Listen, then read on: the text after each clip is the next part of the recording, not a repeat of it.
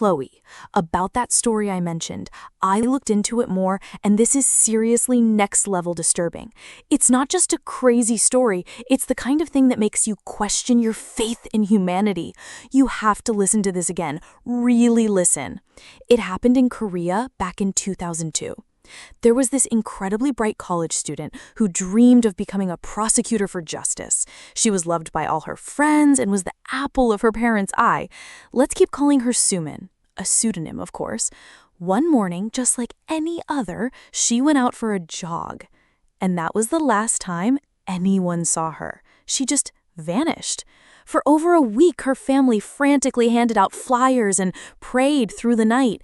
And then 10 days later, they got the most horrific news from a hiker. On a quiet mountain trail, under a pile of fallen leaves, he found a large rice sack. Inside that ominous sack was Sumin. Her hands and feet were bound tightly, and her face was so completely wrapped in tape that she was unrecognizable.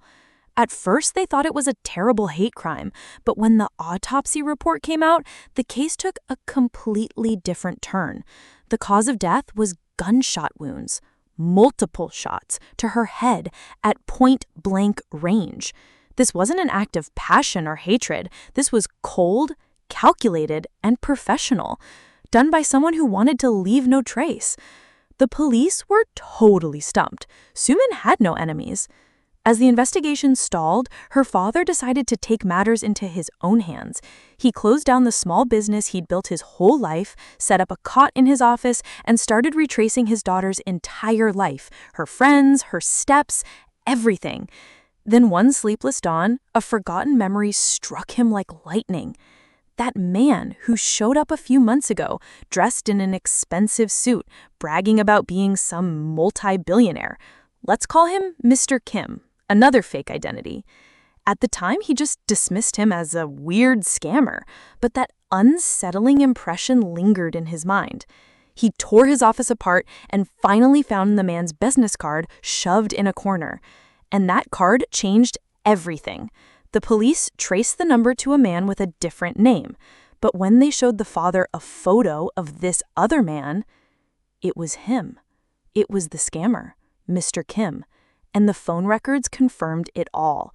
On the morning Sumin disappeared, his phone was near her house and later on the mountain where her body was found. Eventually, he and his accomplice were caught after fleeing to China. And this, Chloe, is the real story. The accomplice confessed that he was just hired to do a job. It was a contract killing. So who could have possibly ordered it? It was someone so unimaginable, it was his own aunt. Can you believe that? This aunt, the one we're calling the Madam, was the wife of a very wealthy corporate chairman. Her life's goal was to marry her daughter into a prestigious family, and she finally succeeded by paying a fortune to a matchmaker to arrange a marriage with a judge. But that is where her paranoid obsession began. One day, she overheard her son-in-law on the phone speaking warmly with a young woman. He explained, "She's just my cousin, studying for the bar exam." That cousin was Sumin. From that moment, the madam was consumed by the delusion that her son-in-law was having an affair. She hired her nephew, the accomplice, to stalk Sumin 24/7. He tailed her for months and found nothing. Sumin's life was literally just the library to the study hall. When he reported that there was nothing going on, she accused him of being incompetent. She even bribed active duty police officers to continue the stalking.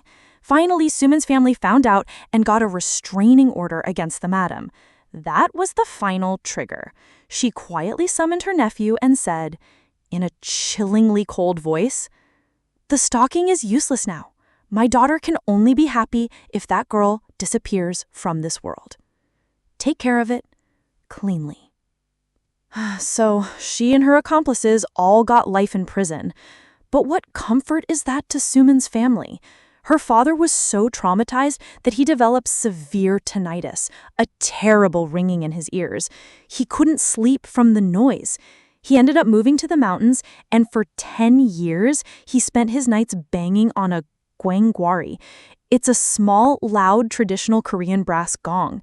He had to create a louder noise just to momentarily forget the sound torturing him from within. Can you even imagine that pain? But Chloe, if it ended there, I wouldn't be this furious. 10 years later, rumors started spreading that the madam wasn't in prison.